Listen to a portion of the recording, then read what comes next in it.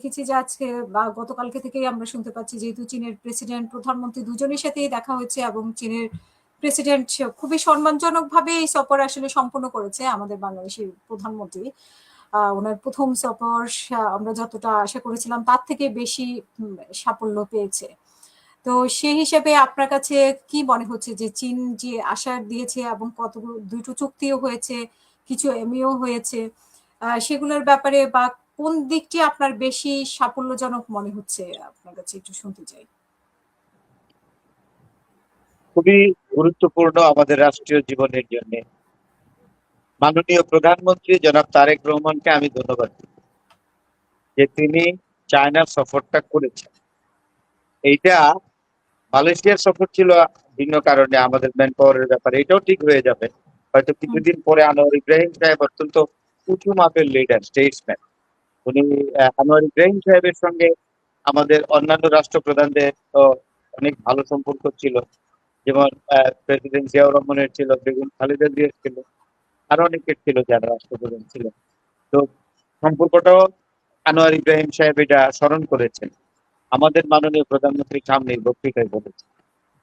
চায়নাতেও Xi Jinping Zia Rahman সাহেবের কথা স্মরণ করেছেন, বেগম খালেদা জিয়ার কথা স্মরণ করেছেন। সবচেয়ে বড় কথা, আমি শুধু অর্থনৈতিক এবং উন্নয়নের জন্য নয়, আরেকটা বড় সাফল্য এই চীন সফরটা, সেটা কিন্তু আমরা বলি না। সেটা হলো ভৌগোলিক ভাবে আঞ্চলিক এবং বৈশ্বিক রাজনীতির কৌশলগত কারণে আমাদের প্রধানমন্ত্রী এই চায়না সফর অত্যন্ত গুরুত্বপূর্ণ, এবং আঞ্চলিক এবং বৈশ্বিক কৌশলগত কারণ, স্ট্র্যাটেজিক রিজন। আপনি বুঝতে পারছেন পৃথিবী কিন্তু একটা অস্থির অবস্থার মধ্যে যাচ্ছে। এমন একটি অবস্থায় আমাদের প্রধানমন্ত্রীর চীন সফরটা গুরুত্বপূর্ণ এবং অত্যন্ত সময়োপযোগী। তারপরে বলি, এখানে বোধহয় 17টা চুক্তি সহ এমওইউ হয়েছে, 13টা এমওইউ আর বাকি 4টা এগ্রিমেন্ট হয়েছে। এবং চায়নার একটা কথা আছে, কিন্তু চায়না কিন্তু বাণিজ্যিক জাতি, তবে এদের একটা ক্রেডিবিলিটি আছে। এই বাণিজ্যটা করার জন্য এরা যা বলে তা করে। এইটা আপনি এগ্রিমেন্টই হোক আর মেমোরেন্ডাম অফ আন্ডারস্ট্যান্ডিং হোক, তারা কথা দিলে মোটামুটি কথাটা বজায় রাখে। এক, 2 নম্বর, চায়না কিন্তু তার ডেভেলপমেন্টের প্রজেক্ট পৃথিবীর যে কোনো দেশেই করুক, নির্দিষ্ট সময়ে নির্দিষ্ট খরচে এটা শেষ করে। তো সেই জায়গায় আমি মনে করি চায়না যে প্রতিশ্রুতি করেছে আমাদের ইনফ্রাস্ট্রাকচারাল ডেভেলপমেন্টে, এক। 2 নম্বরে আমাদের সবচেয়ে বেশি ইম্পর্টেন্ট যেটা তিস্তা প্রকল্প, তিস্তা প্রজেক্ট, যেটা এটা খুবই গুরুত্বপূর্ণ। এটাতে যে টেকনিক্যাল অ্যাসিস্ট্যান্স গুলো দিকে, বুঝতে পেরেছেন, যেমন ক্রস বাউন্ডারি রিভার ম্যানেজমেন্ট। এই তিস্তার পানি তো ধরেন ভারত এবং বাংলাদেশের মধ্যে হিস্সা, তাই না? ট্রান্স বাউন্ডারি ওয়াটার, সীমান্তের মধ্যে যেই একটা দেশের একটা নদী যদি দুইটা দেশের সীমান্তের মধ্য দিয়ে যায় এবং এই পানির হিস্সা যদি 2 দেশের হয়, এটাকে ট্রান্স বাউন্ডারি রিভার বলে। এইটার একটা ম্যানেজমেন্ট খুব টেকনিক্যাল বিষয়।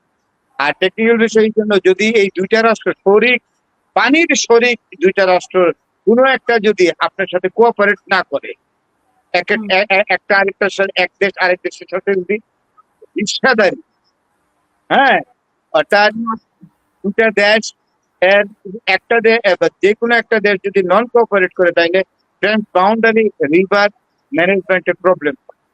তো সেই প্রবলেম গুলো যাতে বাংলাদেশ ফেস করতে পারে টেকনিক্যালি বা আপনার টেকনোলজিক্যালি, এইটা বলেছে এই জায়গায় চীন বাংলাদেশকে একেবারে মুক্ত হস্তে সহযোগিতা করবে।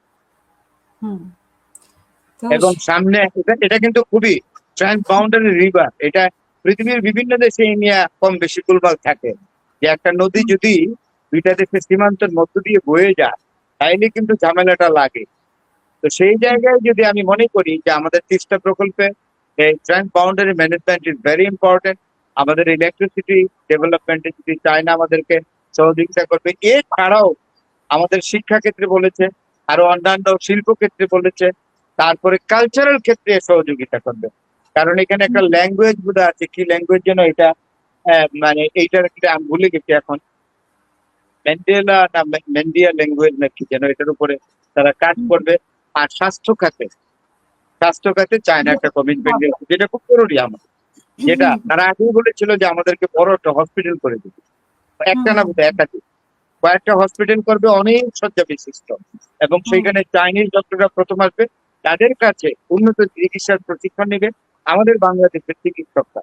তাইলে এইভাবে আমাদের স্বাস্থ্য খাতে, যে আমরা অনেক সময় বিদেশে চলে যাই, ইন্ডিয়ায় যাই, তারপর সিঙ্গাপুরে যাই, থাইল্যান্ডে চিকিৎসা করার জন্য যাই, এই যে আরেকটা দেশের উপর আমাদের নির্ভরশীলতা চিকিৎসার ক্ষেত্রে, এইটা চায়না যদি আমাদেরকে হেল্প করে, তাহলে আমাদের কিন্তু ইয়ে হবে, তাই মানে এই চিকিৎসা ক্ষেত্রটা অনেকটা ডেভেলপ হবে। আমাদের অনেক লোকের চিকিৎসার জন্য বিদেশে যাওয়ার আর্থিক সামর্থ্য থাকে না, সেই জায়গায় বেটার এবং কোয়ালিটি ট্রিটমেন্ট যদি এখানে পায় মানে স্বাস্থ্য খাতে, চীনের সহযোগিতা, এটা হবে একটা বড় একটা প্রাপ্তি, একটা অ্যাচিভমেন্ট। আর আরেকটা হলো বাংলাদেশে ইদানিং কালে অনেক পড়ুয়া মানে স্টুডেন্টরা চায়নাতে পড়াশোনা করে, বিভিন্ন শহরে যায়, বিভিন্ন ইউনিভার্সিটিতে টেকনোলজির উপরে পড়াশোনা করে, এডুকেশন সায়েন্সে করতেছে, তারপরে ব্যবসা বাণিজ্যের উপর বিবিএমবিও করতেছে। অনেক ছাত্র এখন যাচ্ছে চায়নার দিকে যাচ্ছে, সেখানে একটা কারণ হলো খরচ কম, আর একটু কাছে, আসা যাওয়া করতে বেশি সময় লাগে না। আমেরিকা অস্ট্রেলিয়া করলে তো অনেক টাইম লাগে, যাওয়া আসা প্লেন ফেয়ারও অনেক লাগে, তাহলে অনেক সহজ। এইগুলোকে মাননীয় প্রধানমন্ত্রী জনাব তারেক রহমান তার ট্যুরে এটাকে অ্যাড্রেস করেছে, এবং তার প্রোটোকল অনুযায়ী ওনাকে রিসিভ করেছেন চীনের প্রধানমন্ত্রী। যেহেতু জনাব তারেক রহমান দেশের প্রধানমন্ত্রী, তাই ন্যাচুরালি অ্যাকর্ডিং টু প্রোটোকল ওনাকে চায়নার প্রধানমন্ত্রী রিসিভ করবেন, এবং তাই করেছেন। পরে ফর্মালি যে দেখাটা করে সেটা হলো শি জিনপিং এর সাথে, প্রেসিডেন্ট শি জিনপিংও দেখা করেছেন, পূর্ণ আশ্বাস দিয়েছেন তো যে বিষয়গুলোর উপরে MOU হয়েছে বাণিজ্যের উপরে। এখানে বোধহয় 126টা বাণিজ্যিক প্রতিষ্ঠান যুক্ত আছে চায়নার সাথে ব্যবসা বাণিজ্যে, তাদের বিষয়টাও এখানে উল্লেখ আছে, এবং শি জিনপিং বলেছেন যে ব্যবসা বাণিজ্য দুই দেশের মধ্যে চলবে এবং ভালোভাবে চলবে, কারিগরি সহযোগিতা চলবে, এটা খুবই গুরুত্বপূর্ণ। Technical know how will be exchange. আমাদের টেকনোলজি তো অতটা পর্যায়ে না, তো চায়নায় আমাদেরকে টেকনোলজি দিবে, আমাদের যা আছে আমরা তাই দিব। আমাদের এক্সপোর্ট কিছু আছে, সেগুলো যেমন ধরেন বাংলাদেশের এক্সপোর্ট একবার চায়না বলছিল যে বাংলাদেশ থেকে আম নিব, কারণ পৃথিবীর সেরা সুস্বাদু আম কিন্তু বাংলাদেশে হয়। এটা আমি কয়েকটা আমের নাম বলি, যেমন হিমসাগর আছে, যেমন ল্যাংড়া আম আছে, যেমন হাড়িভাঙা একটা আম আছে অত্যন্ত মিষ্টি, আপনি খেয়েছেন কিনা, যেটা রংপুর বেল্টে হয়। তারপরে একটা আম্রপলি হয়। এই আমগুলো যদি ক্যান করে, একটা ক্যান মানে বক্সে করে, যাতে এটা নষ্ট না হয়ে যায়, ক্যান করে চায়না নিবে, অনেক আগে এটা বলেছিল।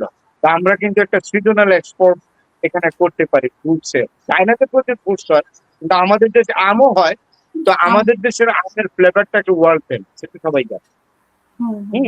তো এই অনেক বহুবিধ বিষয় কিন্তু আছে। আর সবচেয়ে বড় কথা, আমি একটা জিনিস বলি, বাংলাদেশের আহ, আহ, জন্য কৌশলগত কারণেও, অর্থাৎ স্ট্র্যাটেজিক কারণেও এই প্রধানমন্ত্রী চায়না সফরটা কিন্তু সিগনিফিকেন্ট, নো ডাউট। আর এখন এখন আলোচনাটা হয় চীন আমেরিকা, চীন ভারত। কারণ চায়না ভারতকে অনেক পেছনে ফেলে দিয়েছে। 1984 সালে না 1988 সালে রাজীব গান্ধী, 1988 সালে রাজীব গান্ধী চায়না সফরে গিয়েছিলেন।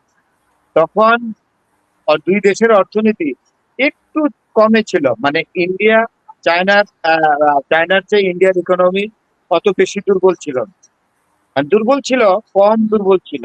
আর এখন হলো আপনার চায়নার ইকোনমি হলো ভারতের 8 গুণ বেশি, চায়নার মিলিটারি পাওয়ার হলো ভারতের চেয়ে 10 গুণ বেশি, চায়নার পাক of territory wider, 10 time wider than India. সবকিছু কারণেই আমি বলি যে কোন রাষ্ট্র, কোন শক্তিশালী রাষ্ট্র যদি একটু দুর্বল রাষ্ট্র, ছোট রাষ্ট্রের উপরে প্রেসার করে, তখন ছোট রাষ্ট্র কিন্তু অবশ্যই তার কৌশলগত কারণে আরেকটি শক্তিশালী রাষ্ট্রের ধারে কাছে যাবে, এবং ওই শক্তিশালী রাষ্ট্রটি তখন ওই দুর্বল রাষ্ট্রটা বা অপেক্ষাকৃত কম শক্তিশালী রাষ্ট্রটার পাশে এসে দাঁড়ায়, তখনই কিন্তু ডেটারেন্স তৈরি হয়, যেটাকে বলে ক্ষমতার ক্ষমতা, অর্থাৎ ভারসাম্য তৈরি হয়। সুতরাং আমি মনে করি, আমি খুব আকার ইঙ্গিতে কথাগুলো বলতেছি, আমি হুম, মনে করি আমাদের মাননীয় প্রধানমন্ত্রী চীন সফর করে এখানে একটা স্ট্র্যাটেজিক কারণেও একটা ভারসাম্য এসছে, ক্ষমতা বা পাওয়ারের ভারসাম্য আসবে বলে আমি আশা করি। আর আমি পরিষ্কারই বলি, আমাদের ড্রোন তৈরি করতে হবে, আমাদের মিসাইল তৈরি করতে হবে, আমাদের এয়ার ডিফেন্স তৈরি করতে হবে। আমরা 24টা চাইনিজ বিমান পাচ্ছি, যেটাকে যে হুম। চ্যাটেন্সি আমার মনে হয়েছে যে ট্যান্সি বিমান, এগুলা অত্যন্ত powerful, and these jet fighters are capable enough to create a very strong air defense. তো সেগুলো সেই আমরা জন্য 24টা ইস্যু করা হয়েছে। If necessary, ভবিষ্যতে আমরা আরো 100টা আনতে পারি। We would like to ensure air defense against any sort of power in this subcontinent or in Asia. হুম। আমরা এত দুর্বল মনে আমাদেরকে এত দুর্বল মনে করার না, কোনো দুর্বল মনে কারণই করে নাই। মানে কি? অনেকে তো বলে গরিবের বউ সবার ভাবি। এখন বাংলাদেশ না নাকি না না না, ওই জন্য কত কত প্রজেক্ট পুশিন কিন্তু পুশিন তো করতে পারছে না, পুশিনে ফেল করেছে তো, এটা ফেল ফ্যাক্ট। করেছে, কিন্তু আমাদের তাদের স্বরাষ্ট্রমন্ত্রী যেটা দাবি করেছে যে একজনও ফুলফিল করতে পারে না, কিন্তু এটা তো সত্য না। এটা কি সত্য? না না, কয়েকজন করেছিলেন, বোধহয় আমি জানি না, তাদেরকে বোধহয় অন্যভাবে ব্যাক করাতে পারে, ব্যাক করিয়ে দিয়েছে। আমার কাছে একটা ক্ল্যান্ডেস্টাইন নিউজ আছে যে কয়েকজনকে পুশ করানোর কথা বলা হয়েছিল, তাদেরকে আবার ব্যাক করানোর ব্যবস্থা করে দিয়েছে। এরপরে আর একজনও পুশ করতে পারে না, এলো এক। আর 2 নম্বর হলো এই, তারা কত 90,000 বোধহয় 90,000 শর্ট আউট করছিল যে তাদেরকে পুশ করবে, আর পারেনি। এটা স্বরাষ্ট্রমন্ত্রী পরে যে বক্তব্যটা দিয়েছেন বাংলাদেশের স্বরাষ্ট্রমন্ত্রী জনাব সালাউদ্দিন আহমেদ, এটা সত্যি।